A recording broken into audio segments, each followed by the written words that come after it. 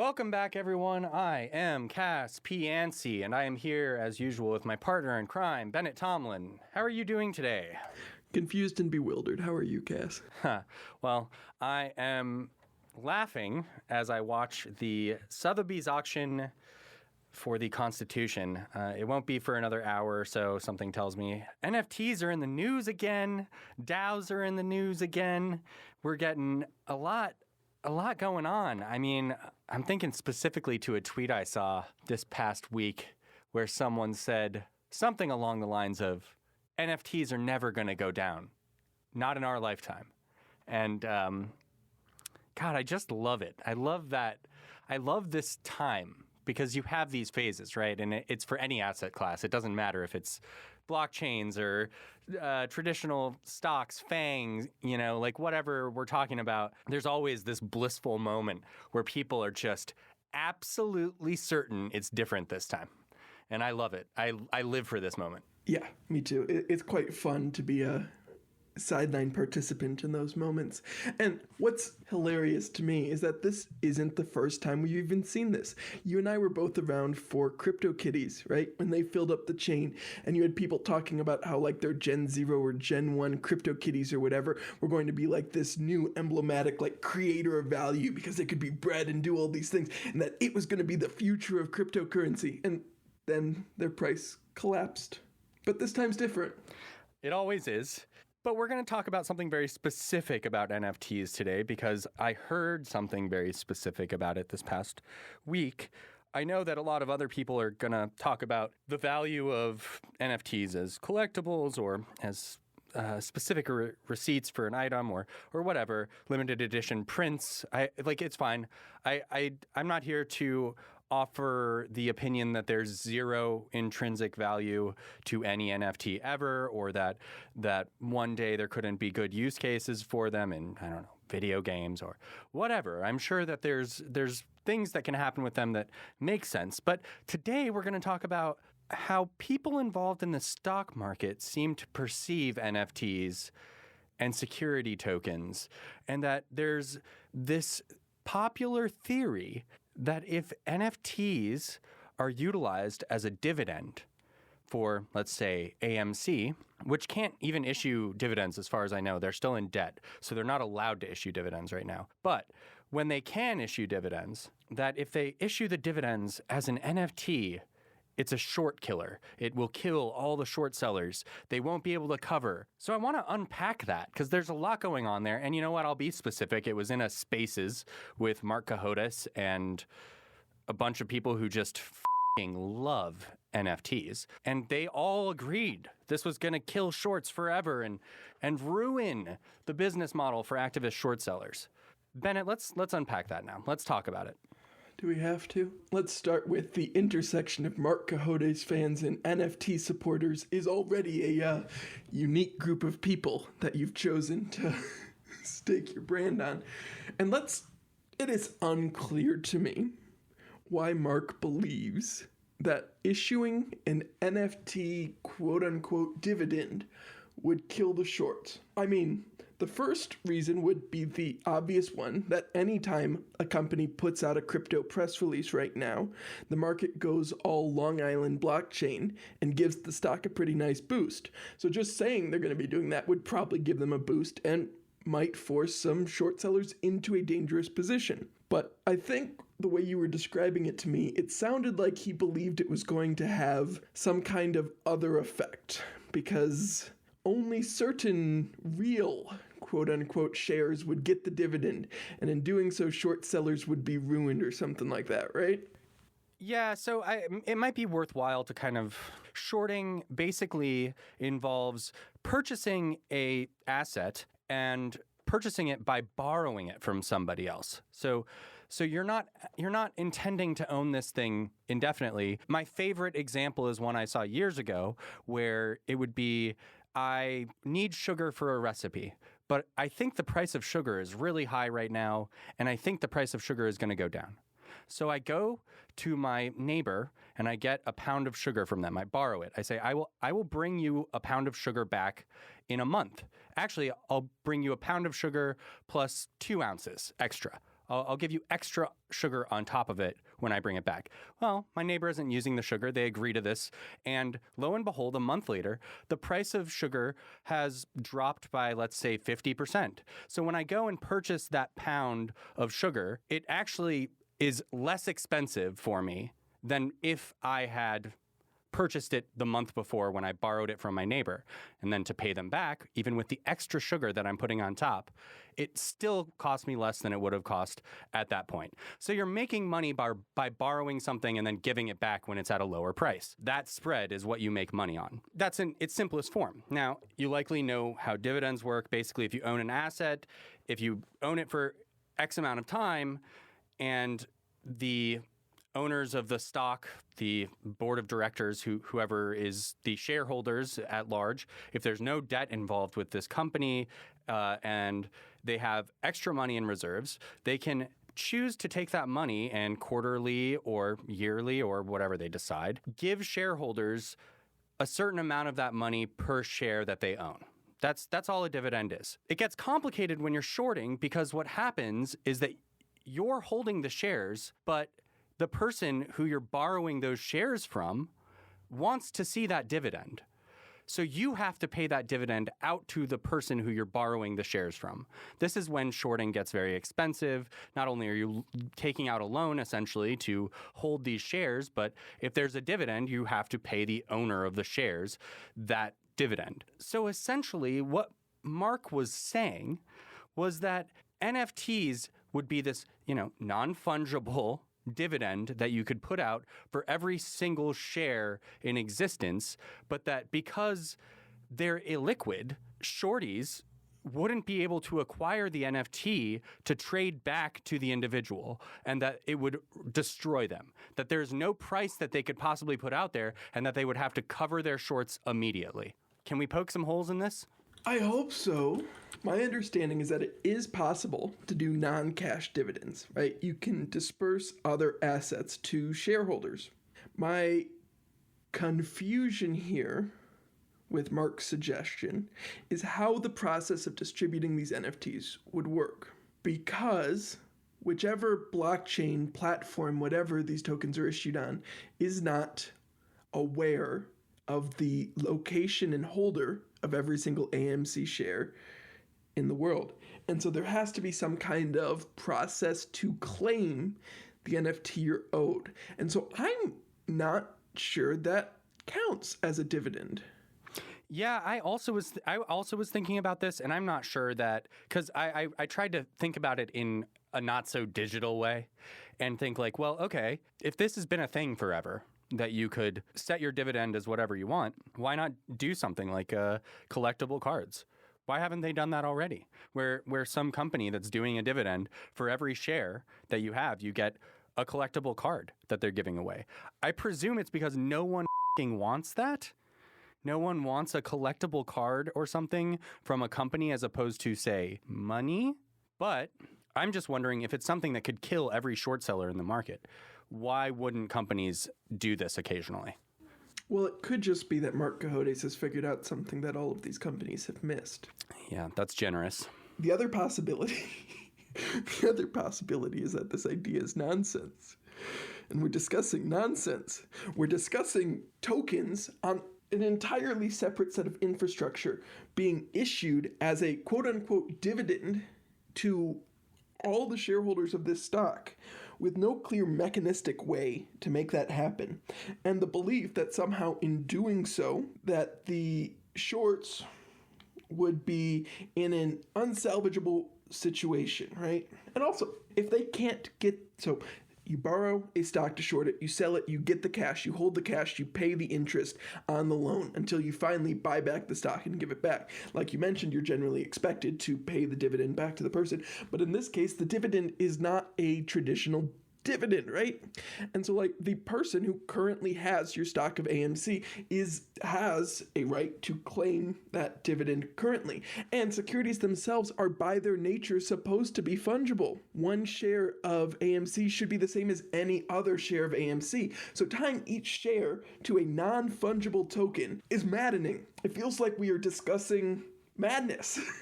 And on that same note, I think it's interesting to me because baseball cards or something, or a collectible card with each share, isn't actually quite right either. Because what you're introducing by, if you ended up, let's say there's 6 million shares of AMC in the world. If you issue a unique NFT for all 6 million shares, you've now created a new marketplace entirely for those shares. That's like separate from the shares, but an entirely new marketplace that's centered around the shares that have been issued. It screams security to me. Even though it doesn't have to have like governing rights or any of these like other things, but it's still like it's just shocking to me that someone could suggest like, yeah, what we're going to do for the dividend is introduce an entirely new marketplace for trading.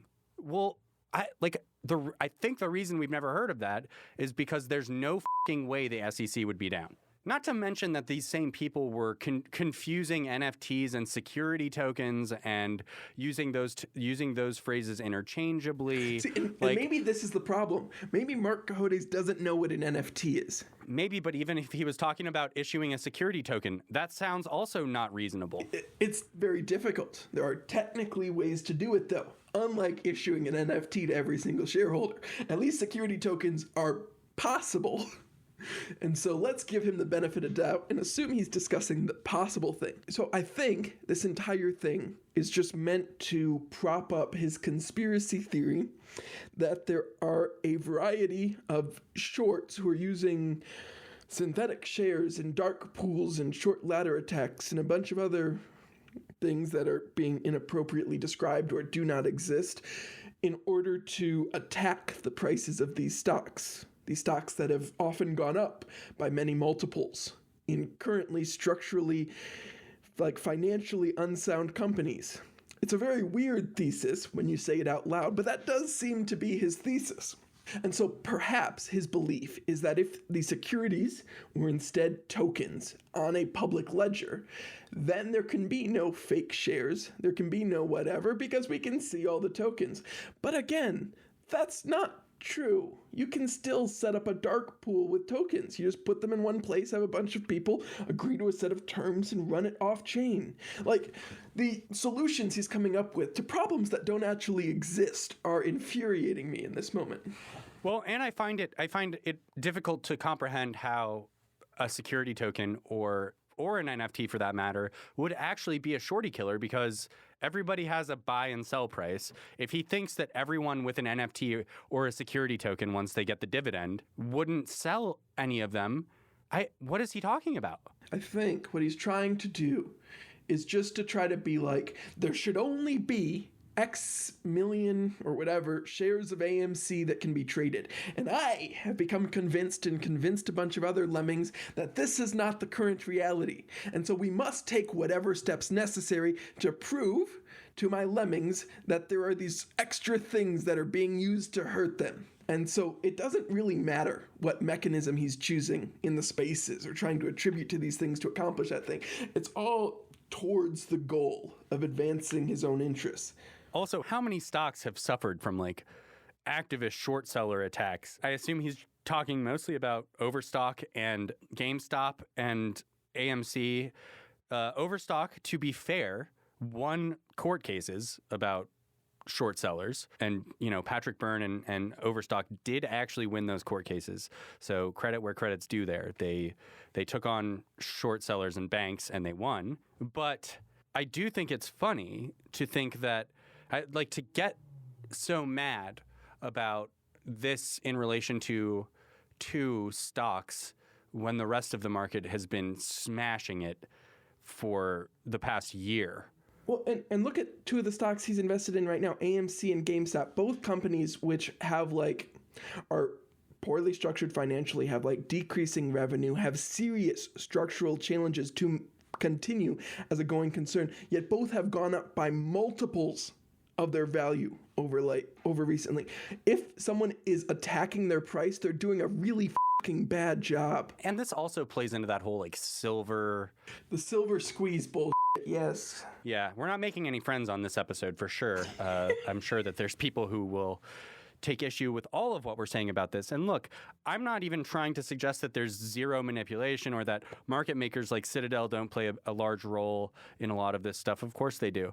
But like suggesting that NFTs or security tokens are going to solve those issues seems like a huge whiff. I also think there's just so much confusion right now. The last time I remember feeling the sense of general public confusion on this level had to be like early to mid 2018 when people were just diving into anything that was an ICO. It didn't matter. Nothing mattered about what it was or what it meant. I'm not saying that there's zero value to any of this. I'm saying that people are just like throwing out random ideas that don't make any sense and getting millions of dollars in seed rounds. Yeah, and I mean, the reason we're really talking about this is because this is emblematic of a thing that commonly occurs in crypto and that we've seen a couple times already, is that when the market starts to get frothy, a whole bunch of people try to use crypto for things that crypto is not good for because crypto becomes a useful marketing term. Mark Cohodes probably doesn't know that much about crypto. He's just doing it because people are talking about crypto, and he gathered from what he does know about crypto that this type of token is unique. And so if you want to prove the uniqueness of a thing, let's use the unique token. And I don't think it really went much beyond that, with perhaps the added Long Island blockchain benefit of if AMC issues a press release saying they're going to be giving out a bunch of NFTs, people get excited and buy AMC because people bought Long Island blockchain.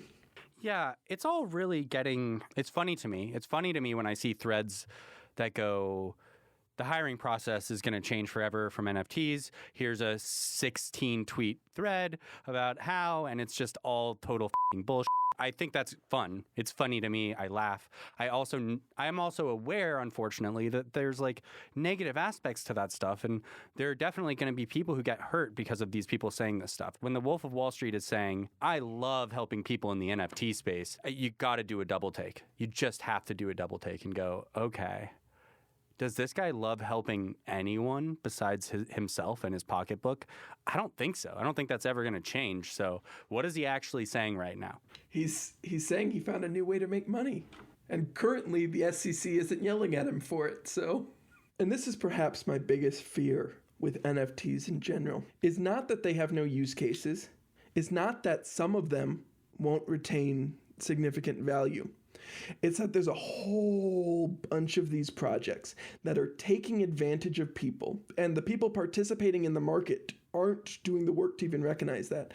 Like the Evolved Ape sales, where the guy took all the funds and like abandoned the project, right? This was one of those NFTs where the tokens were just a URL pointing to his server, and a month after he took the millions of dollars he raised selling these ugly pictures, the pictures were no longer on the website. Your token was now just a piece of text with a URL that pointed towards a now dead web server that pretty soon someone else will be able to buy the URL for and put whatever they want at that URL. It's not advantageous in any of the ways that crypto could make that better. It's fundamentally pointless. I get frustrated at the fundamental pointlessness of some of it. And I think it's worth pointing something like this out where there may indeed be many use cases for decentralized autonomous organizations in the future. There may be good use cases for NFTs in the future. But when it comes to like this Constitution DAO, yeah, you could have done a GoFundMe and accomplished pretty much the exact same thing. Yeah, it's just there's a bunch of people in crypto who are rich and who are like, this is an interesting social experiment, so I'm going to put some money into this and it'll be, I would like to say that I helped someone buy a constitution. Right. And that's what they're really buying with this.